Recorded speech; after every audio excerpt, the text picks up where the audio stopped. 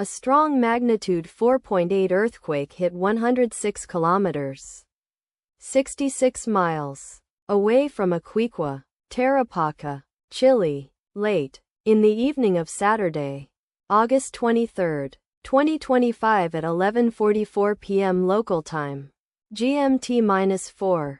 The quake had a moderate depth of 93 kilometers, 58 miles, and was felt by many near the epicenter.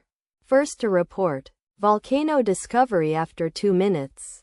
The earthquake occurred 6 weeks after a magnitude 5.3 earthquake had hit on Thursday, July 10, 2025, at 5:26 a.m. local time, America, Santiago GMT-4, in 58 kilometers, 36 miles, distance to the northeast. Data source from volcano discovery.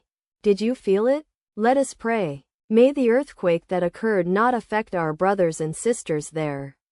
May the earthquake not happen again. And may God protect everyone.